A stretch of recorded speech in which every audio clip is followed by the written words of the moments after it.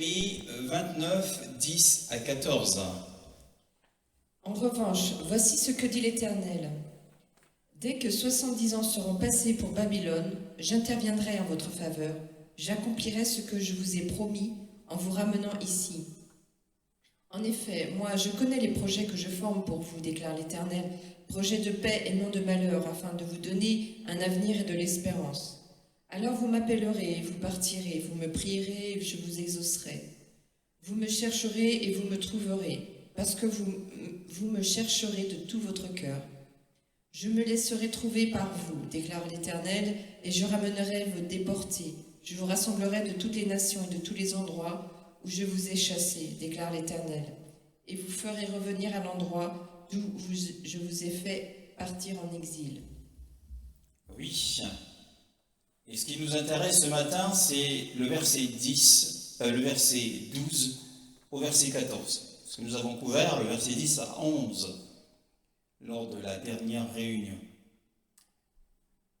Le Seigneur déclare, vous m'invoquerez, dans certaines versions, et vous partirez, vous irez, vous vous en irez.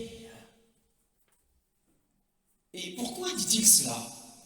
Et parce qu'il déclare, car je sais moi-même les pensées que moi-même je pense pour vous, déclaration de Yahweh, pensée de paix et non de malheur, pour vous donner une fin telle que vous espérez. J'ai des projets de paix pour vous, nous dit le Seigneur. Après que 70 ans se seront accomplis, ces projets de paix s'accompliront.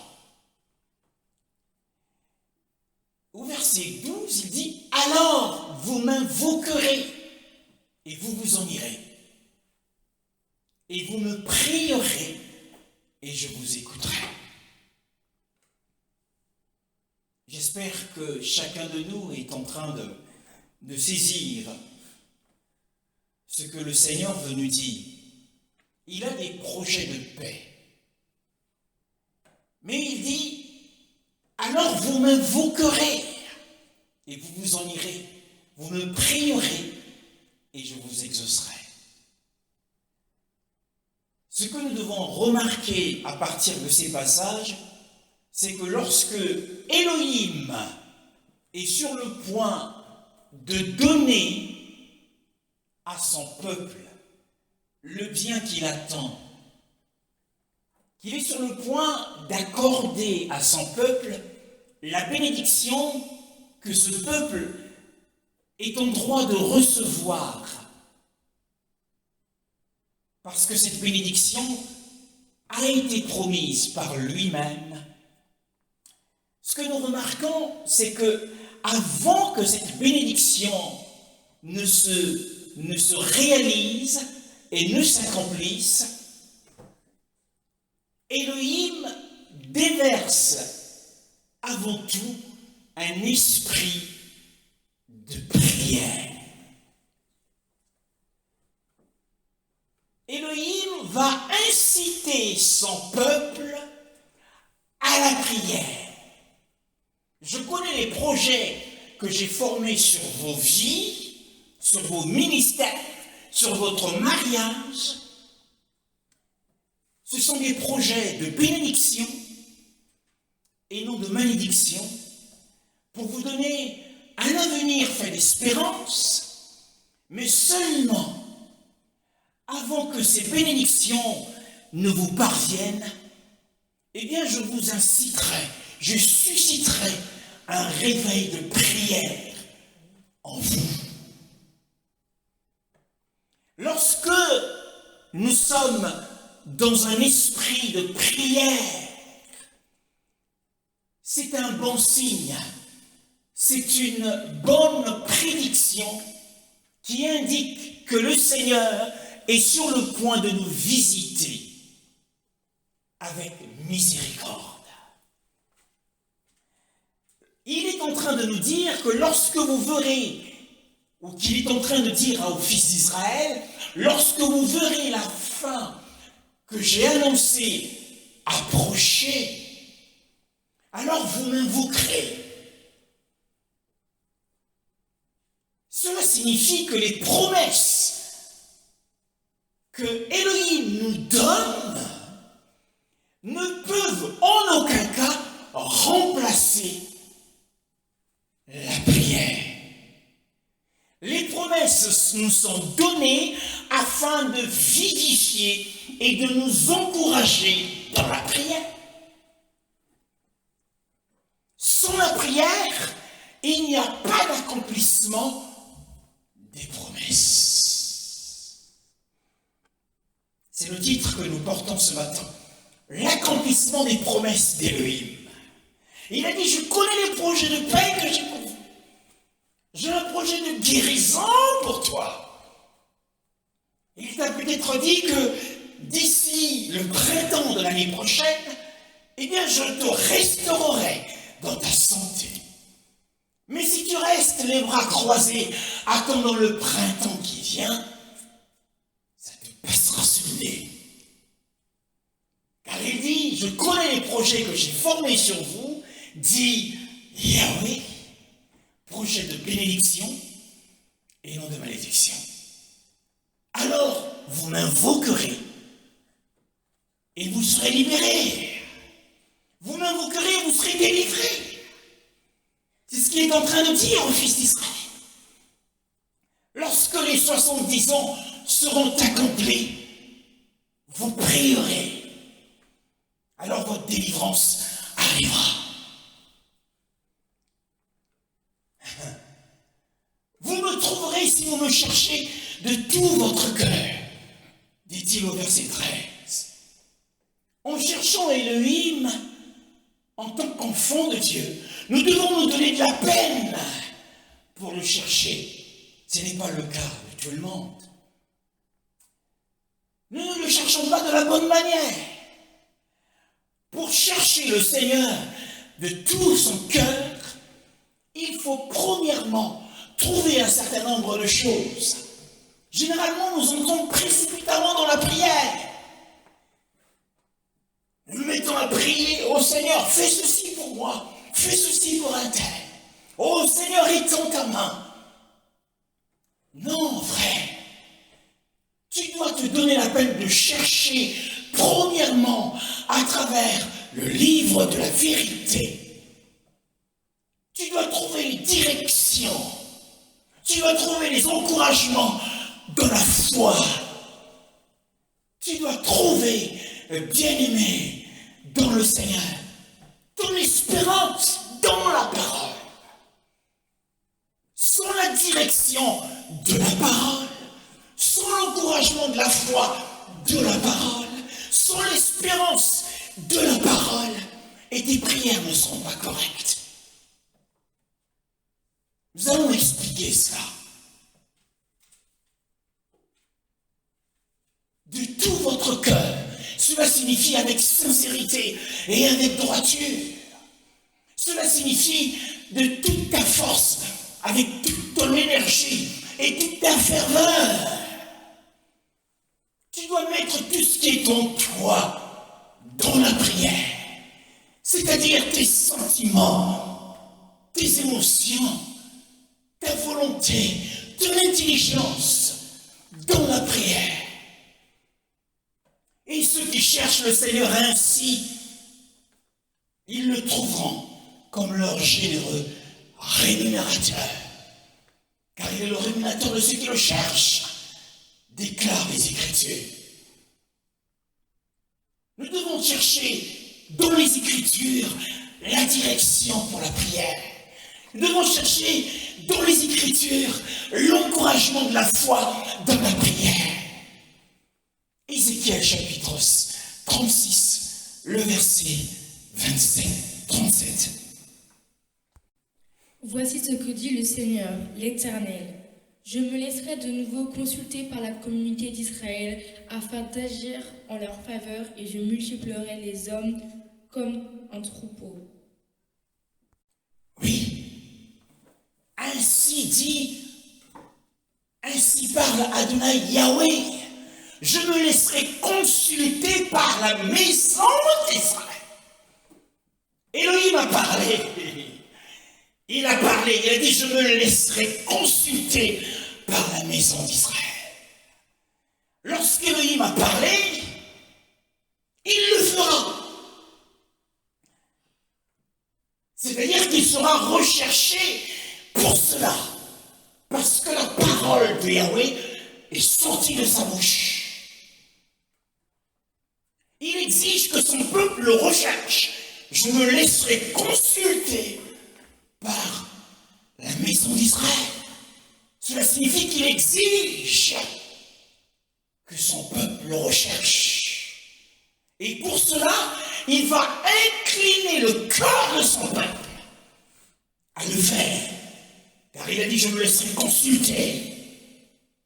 Ainsi, lorsque ton cœur commence à avoir de plus en plus soif du Seigneur, sache que c'est le Seigneur qui l'incline pour que tu le consultes, que tu le recherches par la prière. Pour quelle raison? Parce qu'il est sur le point de te visiter dans ta situation par des voies de miséricorde. Alors nous devons prier pour cela. Car par la prière, Elohim est recherché. Par la prière, Elohim est recherché. Nous découvrons ici que, ainsi parle Adonai, je me laisserai consulter par la maison d'Israël. Voici ce que je ferai pour eux. Je multiplierai les hommes ou les humains comme un troupeau de brebis. C'est une promesse. Alors, ce qui est l'objet des promesses d'Elohim doit être l'objet de nos prières. Nous devons consulter les oracles d'Elohim, c'est-à-dire le ainsi dit Adonai Yahweh. Et une fois que nous avons consulté les oracles de Yahweh à travers les Écritures, c'est une manière aussi de rechercher Yahweh. Alors, la miséricorde promise ne doit pas être seulement un acte comme un acte isolé de la providence divine. C'est quoi la miséricorde? C'est quoi la miséricorde promise? Dans chaque promesse divine, il y a une miséricorde. Par exemple, il est écrit, lui, dont la meurtrissure vous a guéri. La guérison et la miséricorde promise dans cette parole. Et cette guérison ne doit pas être seulement un acte de la providence divine que nous attendons, mais cette guérison doit être considérée comme un enfant de la promesse. Vous attendez un enfant de la promesse. C'est pourquoi nous devons considérer la promesse divine et prier pour elle avec un œil de foi qui est fixé sur la promesse. Et cette promesse doit être à la fois le guide et doit être à la fois le fondement de notre attente. C'est pourquoi nous disons, pour prier correctement, nous devons rechercher les directions. Et la direction, c'est la promesse. Cette promesse va être notre guide et va être le fondement de notre attente. Quand nous prions, à chaque fois que nous prions, nous prononçons cette parole. Nous pensons à cette parole de la promesse. Lui, dont la meurtrissure vous a guéri. Lui, dont la meurtrissure m'a guéri. C'est mon guide, c'est mon fondement dans la prière. Et je dois prier pour cette promesse, afin que les effets de cette promesse s'accomplissent dans ma vie. Je et prier encore. Il y a beaucoup d'exemples de la Bible à ce sujet. Justement, Daniel, chapitre 9, le verset 1 à 3. La première année de règne de Darius, fils d'Assuérus, de la dynastie des Mèdes, sur le royaume des Babyloniens, la première année de son règne, moi, Daniel, je me suis aperçu dans les livres que le nombre d'années indiqué par l'Éternel au prophète Jérémie pour la durée de la dévastation de Jérusalem était de 70. Je me suis tourné vers le Seigneur Dieu en le recherchant avec des prières et des supplications, en jeûnant et en me couvrant d'un sac et de cendres. Amen. Daniel, nous voyons ici que Daniel consulte Elohim dans les deux manières dont nous avons parlé. Il consulte premièrement les oracles du Seigneur au nom de la maison d'Israël, lorsque il s'est aperçu, comme c'est été écrit dans la lecture faite par le frère Daniel, eh bien, il s'est aperçu que 70 ans s'étaient accomplis. Selon la prophétie que nous sommes en train d'étudier. Daniel a compris. Il était dit, il s'est aperçu, il a compris par les livres. C'est la première manière de rechercher Yahweh. Il a consulté les oracles d'Élohim. Il a compris par les livres, le livre du prophète Jérémie. Qu'a-t-il compris? Il a compris à la fois deux choses. Premièrement, ce qu'il devait attendre, ou ce que les Juifs devaient attendre, et quand est-ce qu'ils devaient l'attendre? C'était au bout de 70 ans.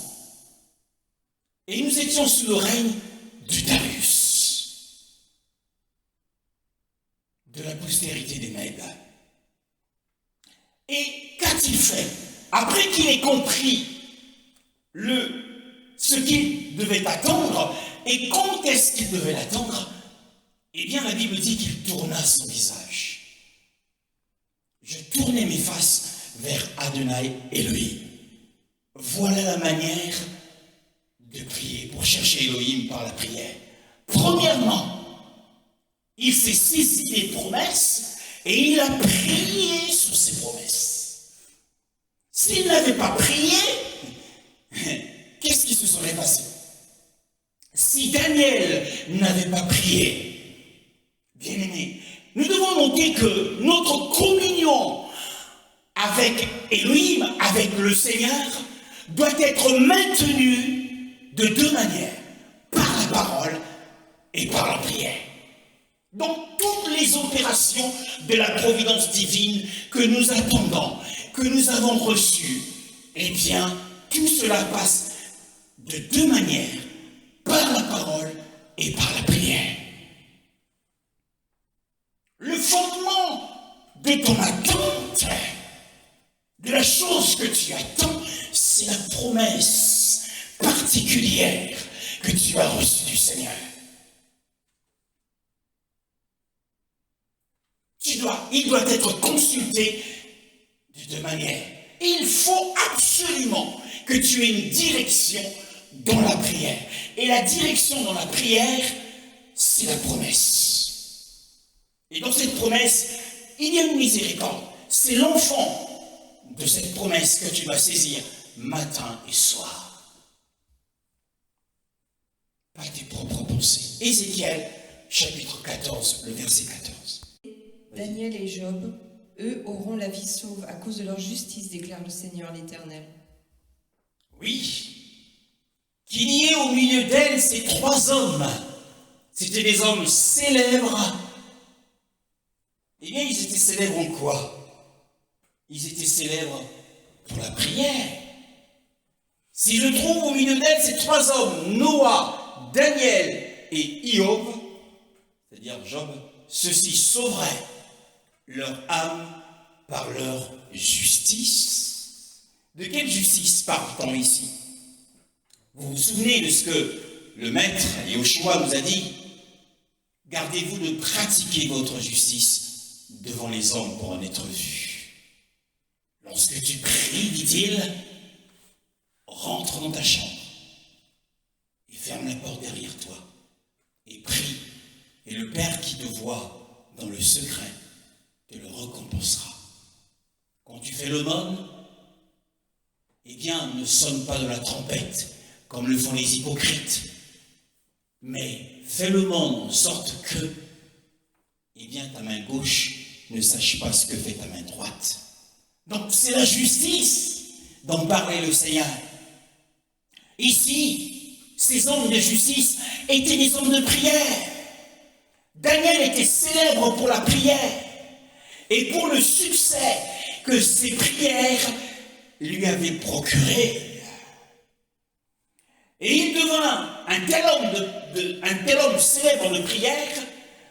En faisant ainsi de la prière, Daniel a fait, parmi d'autres hommes célèbres bien sûr, il a fait de la prière une conscience. Il a fait de la prière une occupation quotidienne.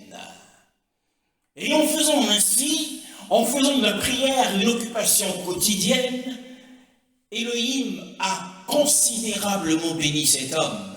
Il a merveilleusement béni cet homme. Et nous le lisons justement dans Daniel, chapitre 6, le verset 10 à 11. Le roi Darius écrivit le décret d'interdiction.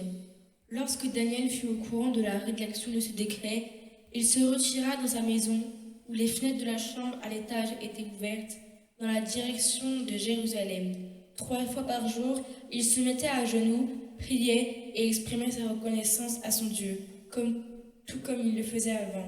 Tout comme il le faisait avant, nous sommes dans la première année du règne de Darius.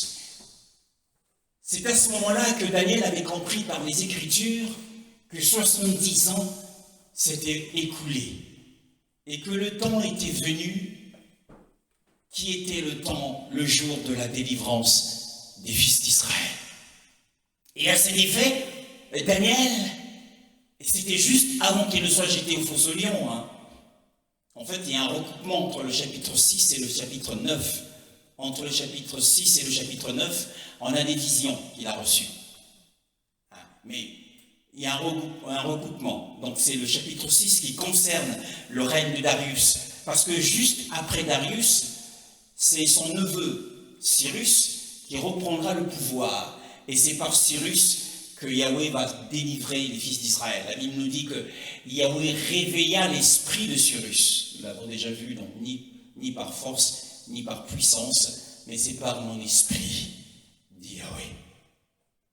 Alors, juste avant qu'il ne soit jeté à la fosse aux lions, cette année-là, les 70 ans de captivité des Juifs prirent fin.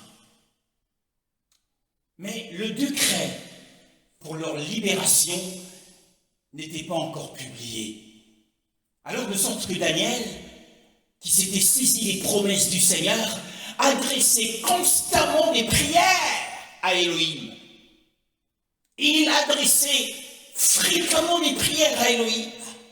Et cela lui a failli lui coûter la vie. Et en quoi voyons-nous que c'était un homme célèbre? En quoi voyons-nous qu'il avait le succès des prières qu'il adressait au Seigneur? Il a éprouvé les bienfaits de cette fréquence dans la prière. Et on le voit au verset 21 du chapitre 6 de Daniel. On le voit selon qu'il est écrit. Au verset 21, qu'est-il écrit?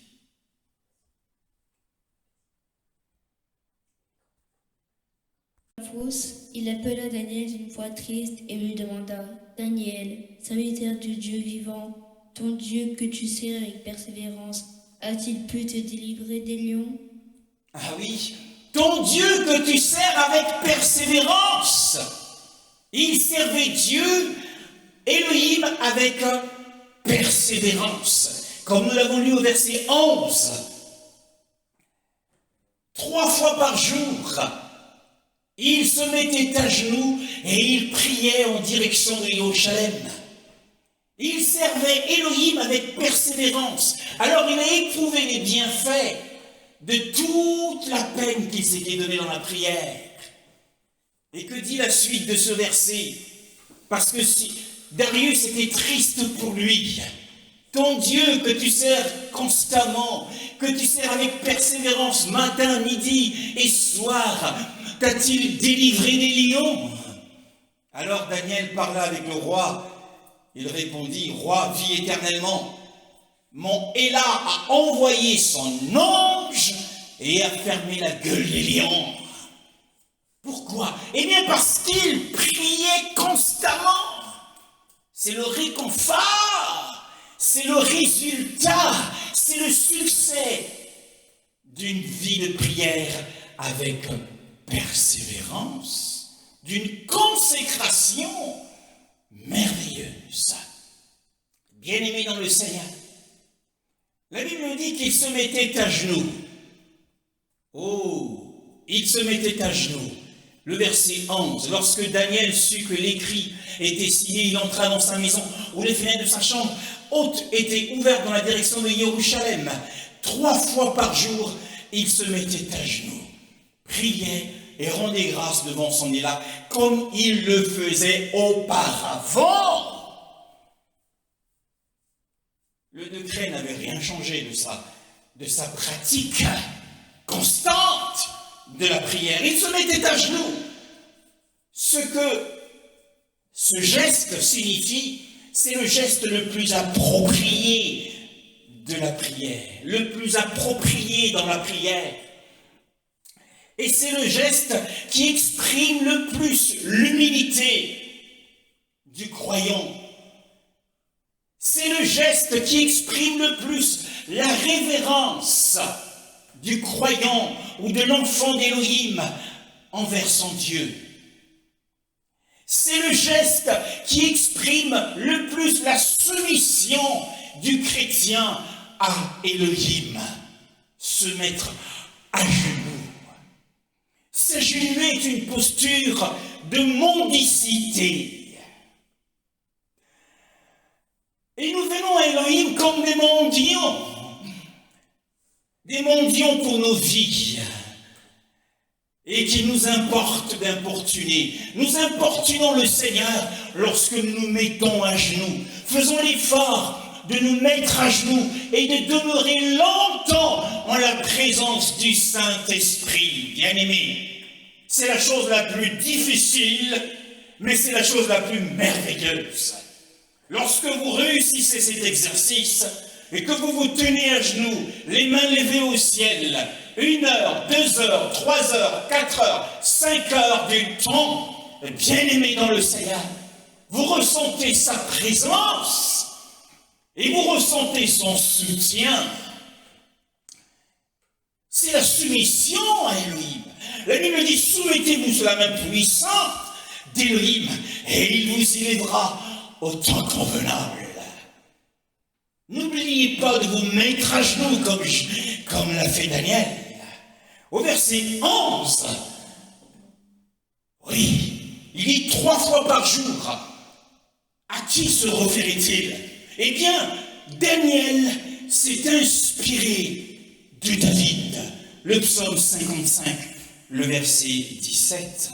Quant à moi, je crie à Dieu et l'Éternel me sauvera.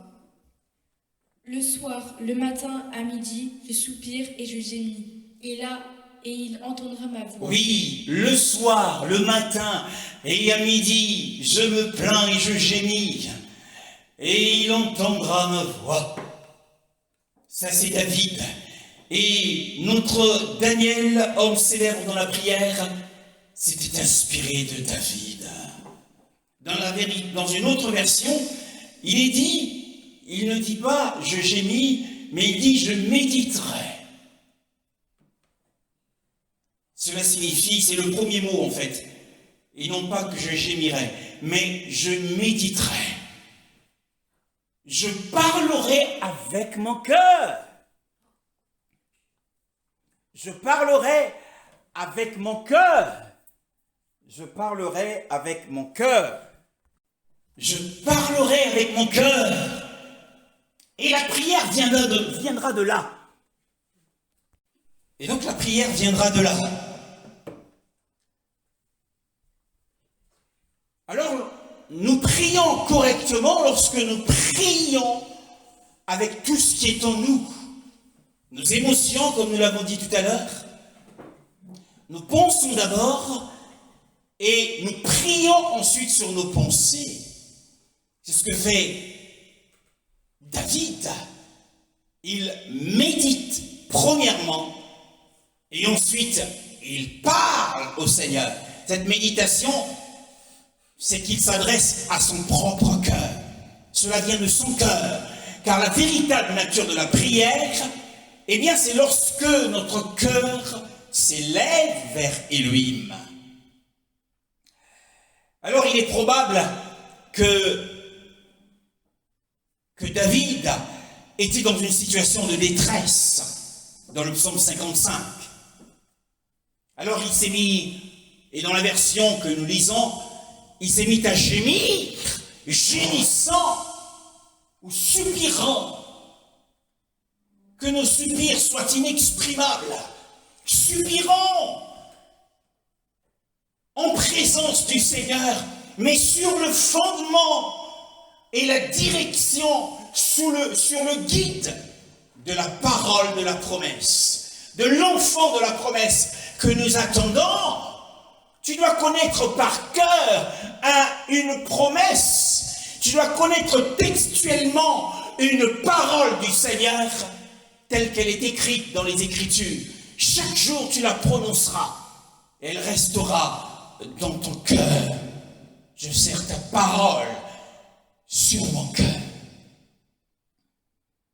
Et c'était sa pratique constante. Il était dans la détresse, alors il a gémi. Il a fait entendre sa voix. Parce que la détresse, la situation dans laquelle nous pouvons nous trouver, eh bien la détresse fait tourner les roues de la prière. Quand un homme est à l'extrémité, il se met à prier. Bien-aimé dans le Seigneur, la détresse fait tourner les roues de la prière. Les problèmes font tourner les roues de la prière. Quand il y a le feu, nous nous mettons à prier et à louer le Seigneur, encore et encore.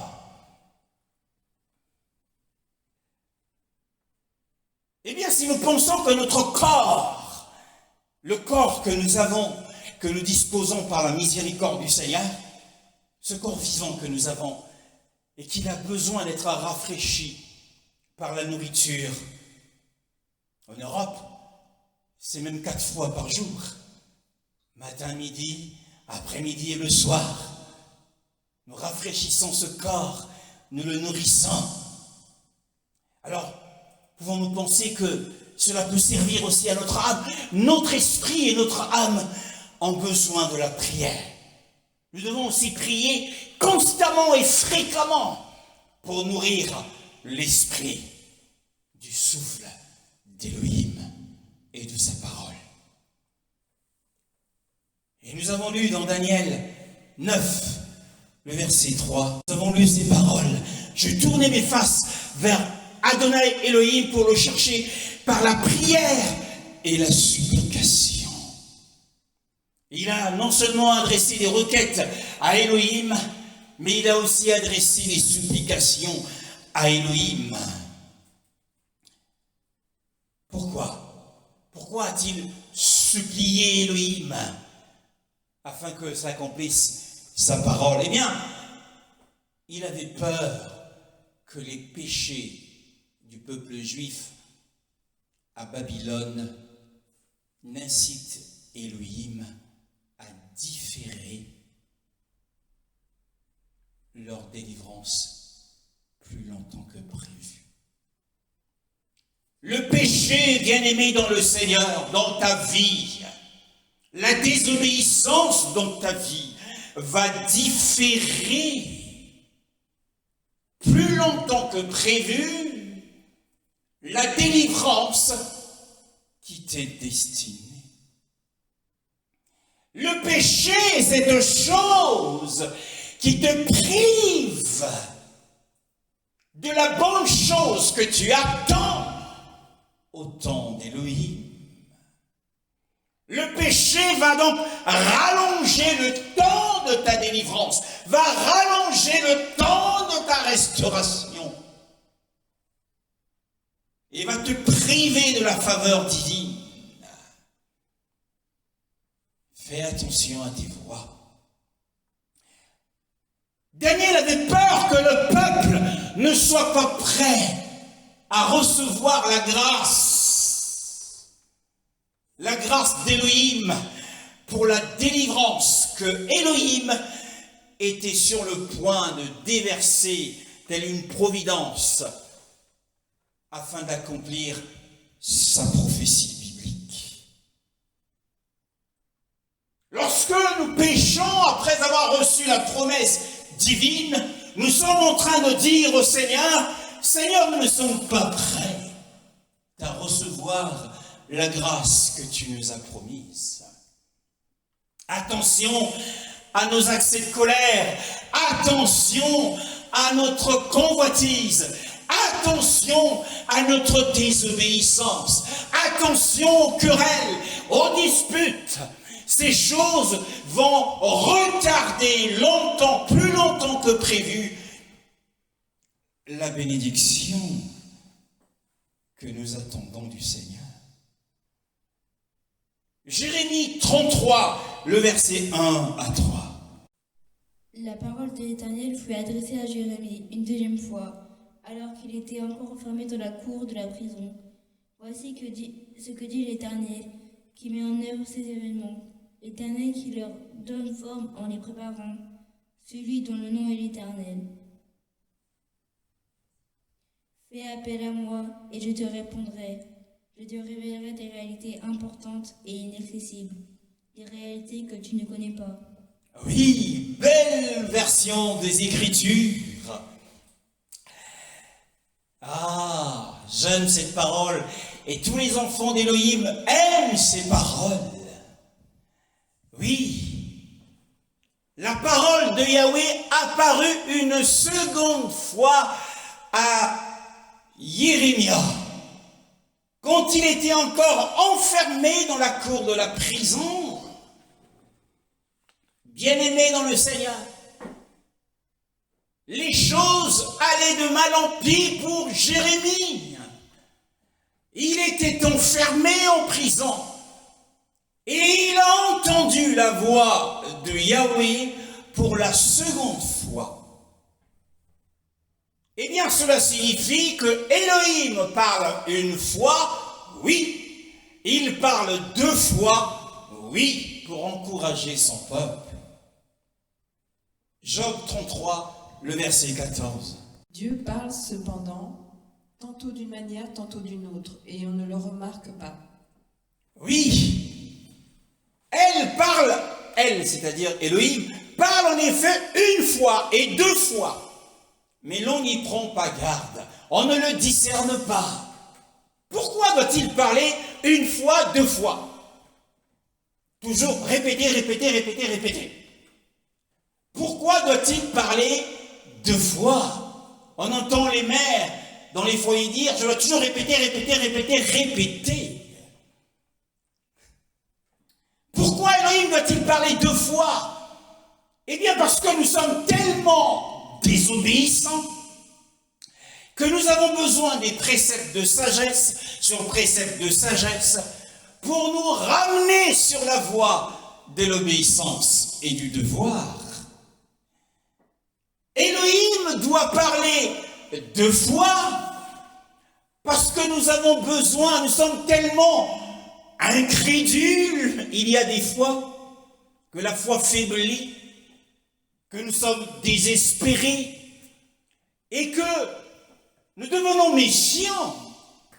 Et il doit parler deux fois parce que nous avons besoin de promesses sur promesses pour nous apporter le réconfort, le soutien et nous encourager dans la foi.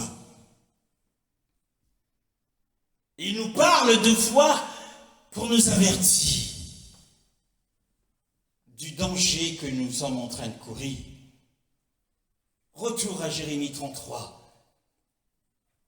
Il était alors enfermé dans la cour de la prison.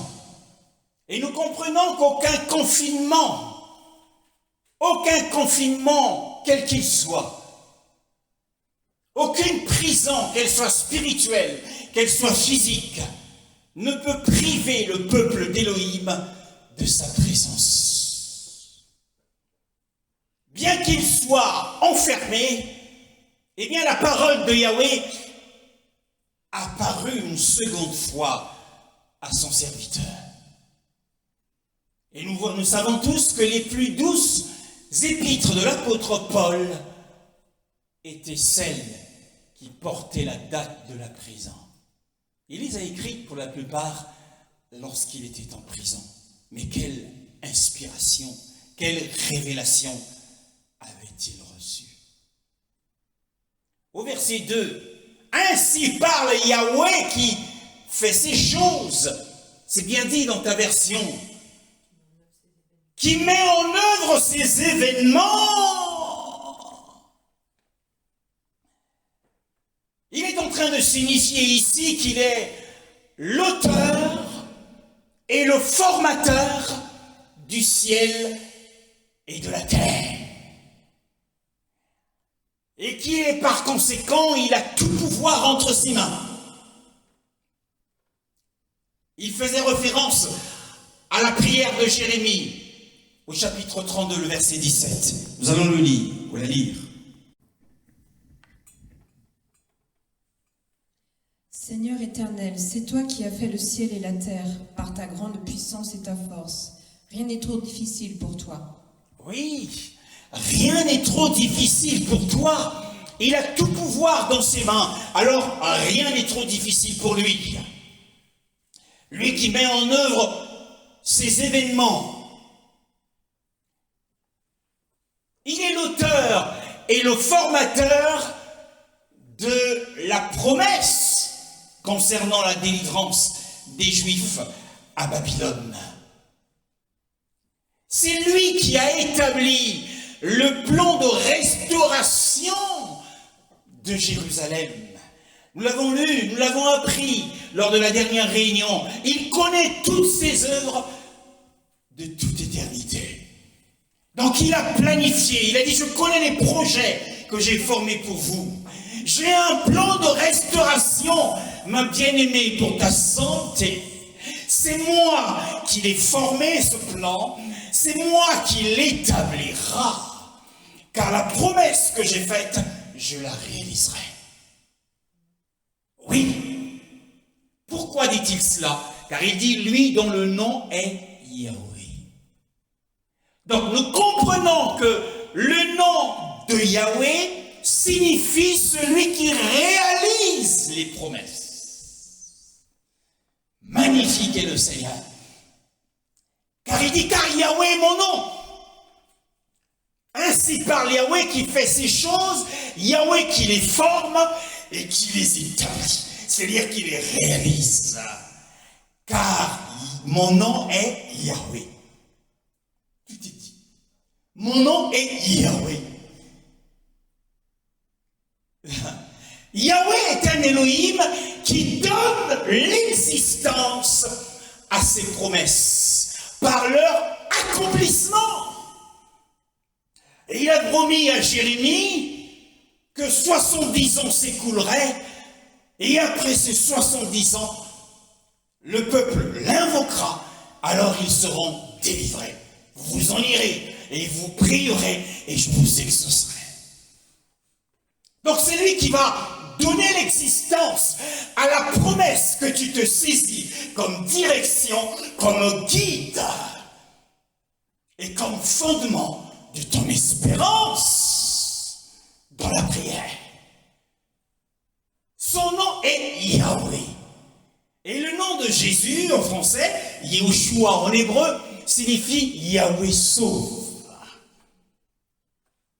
Alléluia. Il était connu sous ce nom dans Exode chapitre 6, le verset 3.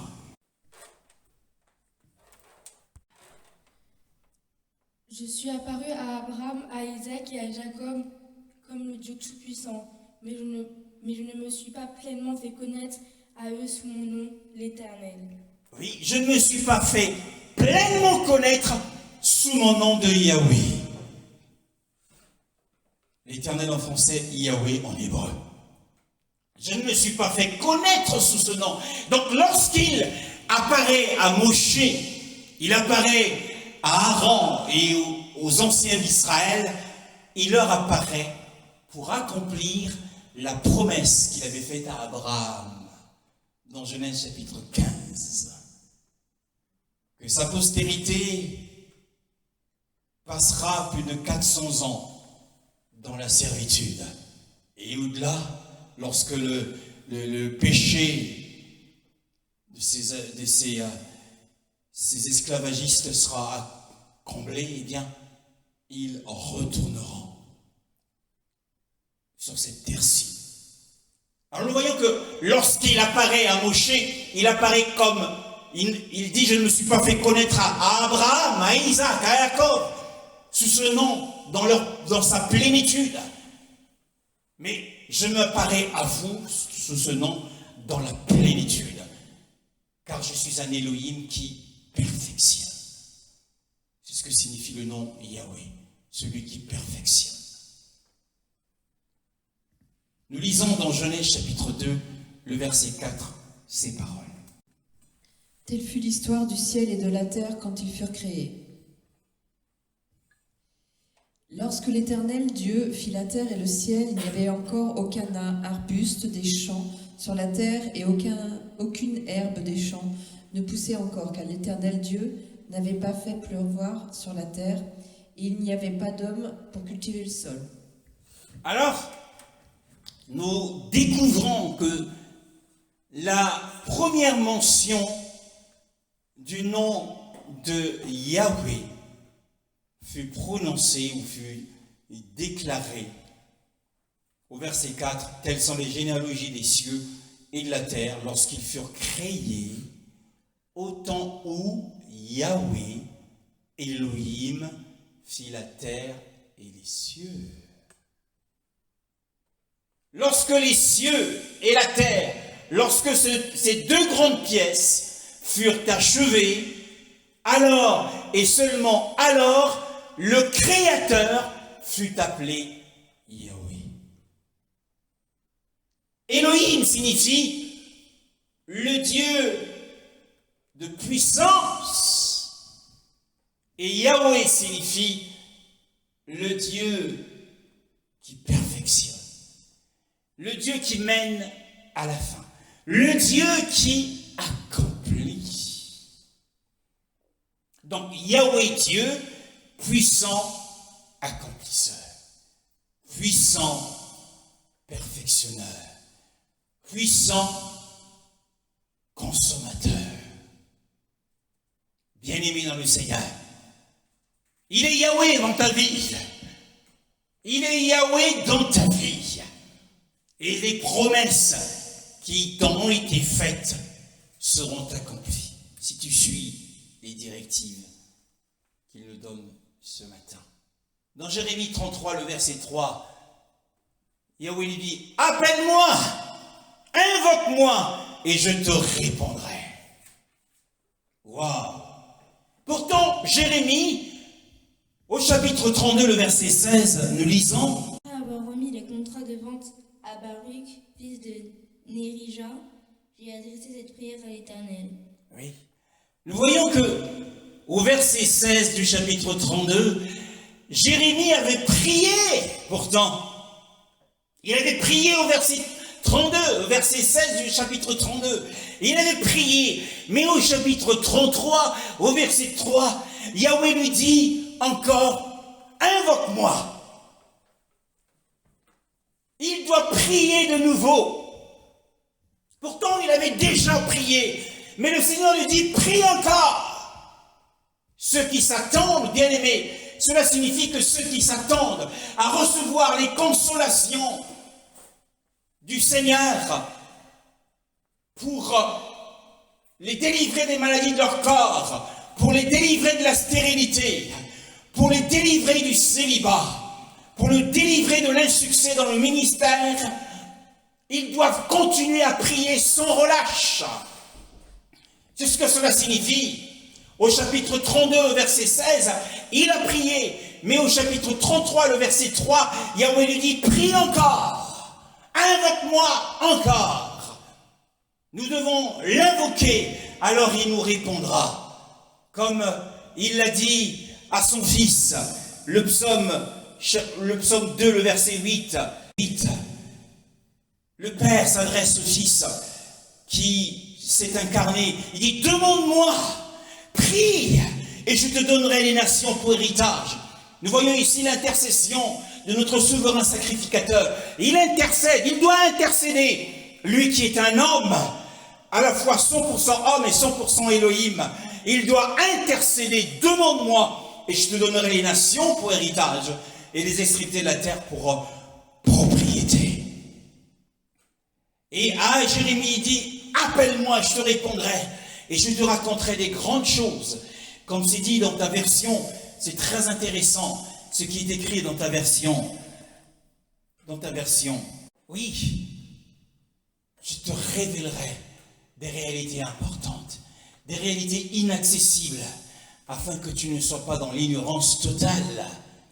Eh bien, à quoi le Seigneur se référait-il? Eh bien, il se référait à l'accomplissement des choses promises et pour lesquelles le peuple d'Élohim était encouragé par la prophétie à prier.